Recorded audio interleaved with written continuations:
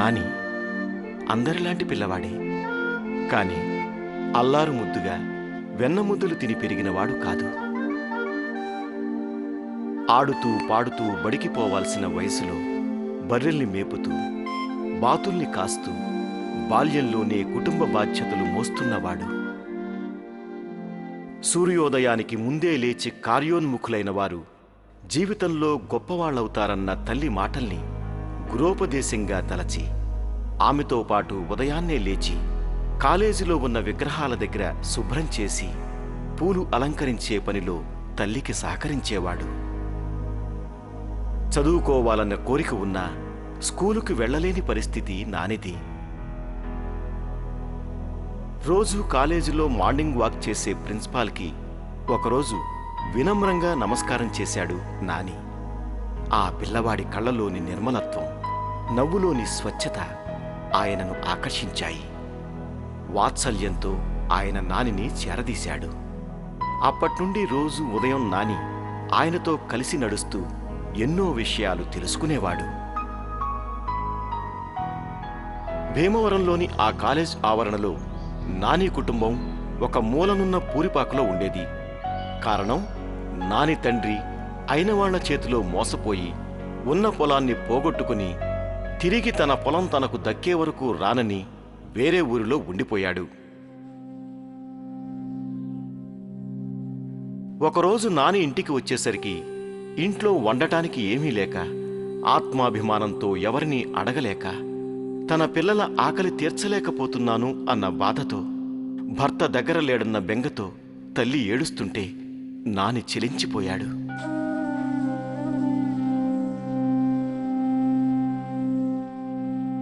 ఆ క్షణంలో నేను వెళ్ళి నాన్నను తీసుకొస్తాను అని తల్లిని ఓదార్చాడు. కానీ తండ్రి వచ్చినా వ్యవసాయం చేయడానికి పొలం లేదు, ఖాళీగా ఉంటే గడవదు. ఎలా అని ఆలోచించిన నానికి ఆ రాత్రి నిద్రపట్టలేదు. ఆలోచించాడు. మర్నాడు తన తండ్రికి ఏదైనా ఉద్యోగం ఇప్పించగలరా అని ప్రిన్సిపాల్ని అడిగాడు నాని. నాని కుటుంబ పరిస్థితులు తెలిసిన ప్రిన్సిపాల్ సరే అని అనడంతో నాని ఆనందానికి అవధుల్లేవు. వెంటనే ఆ విషయాన్ని తల్లికి చెప్పి తండ్రిని తీసుకురావడానికి బయలుదేరాడు. కాని నాని దగ్గర ఉన్న డబ్బులు రాజమండ్రి వరకు కూడా వెళ్లడానికి సరిపోకపోవడంతో అప్పటి వరకు ఉన్న అతని ఆనందం ఆవిరైపోయింది. వేరొకరి సహాయంతో రాజమండ్రికి టికెట్ దక్కింది నానికి.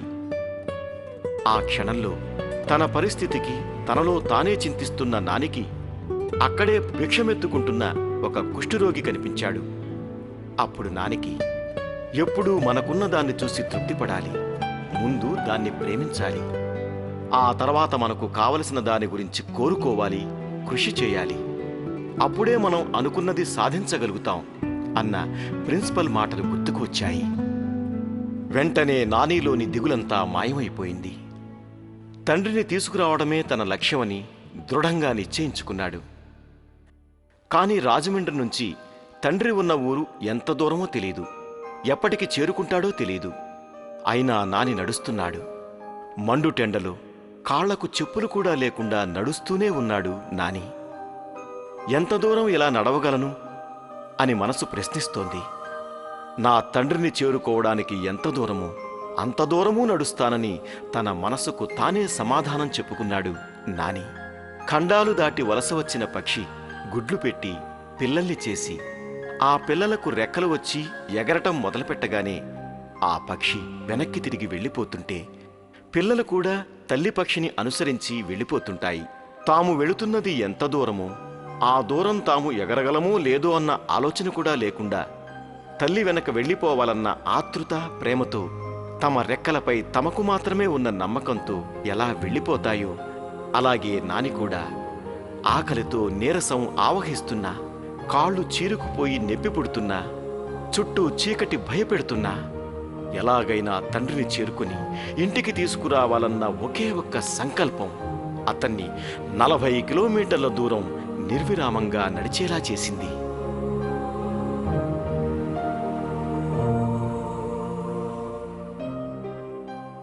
అర్ధరాత్రి వచ్చిన నానిని ఆ స్థితిలో చూసిన తండ్రి దుఃఖాన్ని ఆపుకోలేకపోయాడు. నడిచిన దూరం నడక భారం కంటే తండ్రిని ఒప్పించటం కష్టసాధ్యమైంది నానికి. ఆకలి దహించి వేస్తున్నా అన్నం తిననని పట్టుబట్టాడు. జీవితంలో ఏదైనా కోల్పోతే జీవితమే కోల్పోయినట్టు కాదని, జీవితంలో మనకు మరో అవకాశం ఎప్పుడూ వస్తూనే ఉంటుందని ప్రిన్సిపాల్ గారు చెప్పిన మాటలు తండ్రికి చెప్పాడు నాని. కొడుకు దృక్పథాన్ని చూసిన తండ్రి ఇంటికి రావడానికి ఒప్పుకోక తప్పలేదు.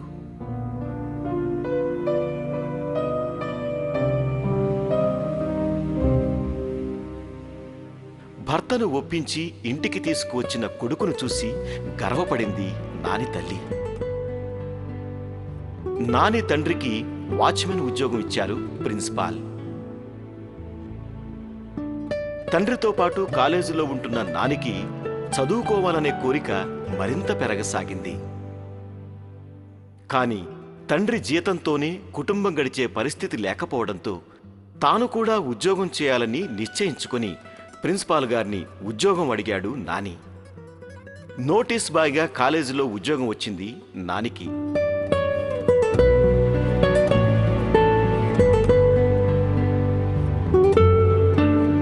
నానితో పాటు చదువుకోవాలన్న కోరిక కూడా పెరిగి పెద్దదయింది. నాని ఆసక్తిని గమనించిన ప్రిన్సిపాల్ నానిని మెట్రికులేషన్ కట్టమని ప్రోత్సహించారు. హరి పురుషోత్తం అనే ట్యూషన్ మాస్టర్ దగ్గర చదువుకోసాగాడు నాని. పగలు కాలేజీలో పనిచేస్తూ రాత్రిళ్ళు వీధి దీపాల కింద కష్టపడి చదివిన నాని మెట్రిక్ పాస్ అయ్యి క్లర్క్గా కాలేజీలో ప్రమోషన్ సాధించాడు.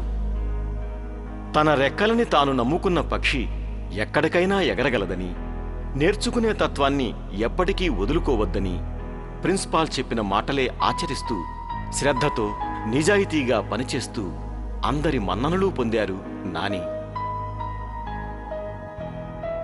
ఆ క్రమంలో లక్ష్మి అనే అమ్మాయితో వివాహం జరిగింది నానికి. కొంతకాలానికి ప్రిన్సిపాల్ గారు రిటైర్ అయిపోవడంతో ఇక ఆ కాలేజీలో పనిచేయడానికి మనస్కరించలేదు నానికి.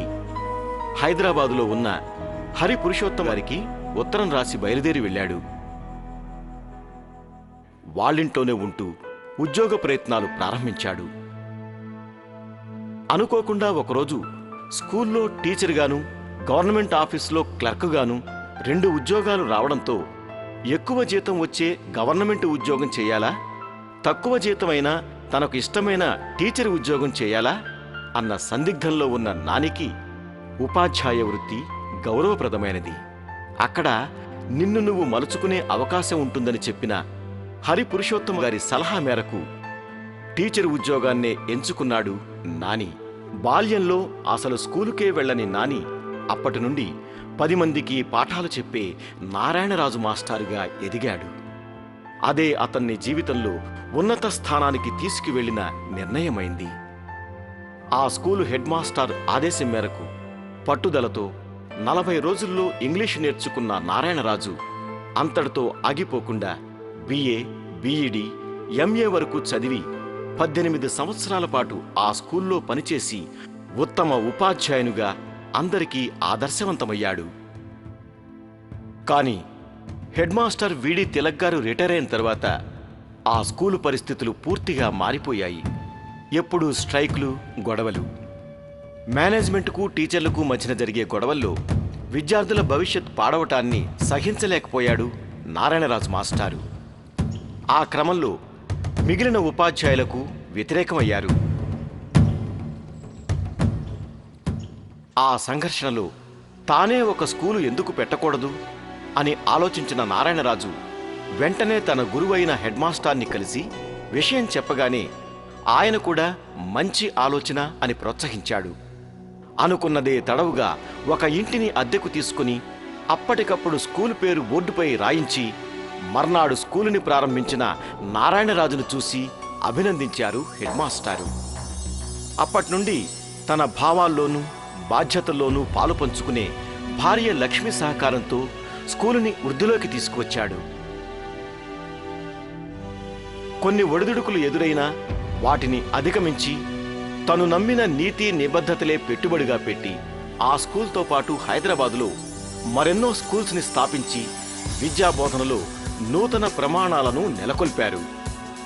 అదే క్రమంలో తీవ్రమైన పోటీ మధ్య అతి తక్కువ వ్యవధిలో మెడికల్ కాలేజీ స్థాపించడానికి అర్హత సాధించి ఈ రోజున స్కూల్స్ కానీ, ఇంజనీరింగ్ కాలేజీలే కానీ, డిగ్రీ మరియు పీజీ కాలేజీలే కానీ మొత్తంగా 41 విద్యా సంస్థలతో 42,000 మంది విద్యార్థులతో 1800 మంది బోధనా సిబ్బందితో ఆయన సాధించిన విజయానికి ఎంఎన్ఆర్ ఎడ్యుకేషనల్ ట్రస్ట్ నేడు నిలువెత్తు సాక్ష్యంగా నిలిచింది.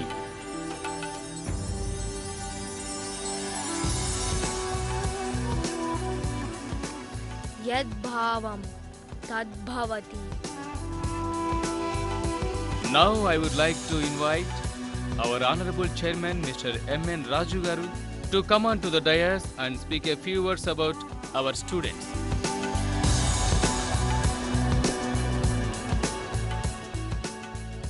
Beloved students, you yourself is a big force.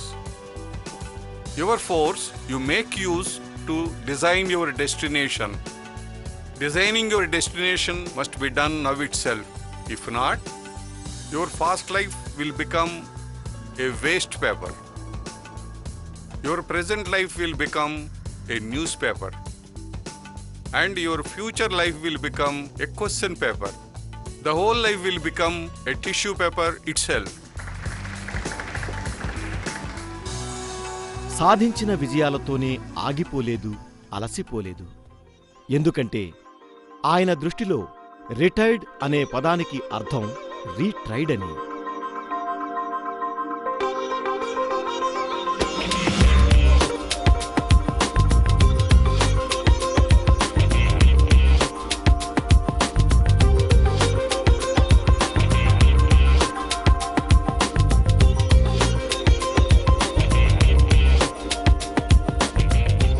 సరికొత్త ప్రణాళికలతో మరింత ఉత్సాహంతో ముందుకు వెళుతున్న 70 ఏళ్లు పైబడిన శ్రీ ఎంఎన్ఆర్ దృక్పథాన్ని తరచి చూస్తే మనకు కనిపించేది అంతర్లీనంగా ఆయనలో ఉన్న నానియే.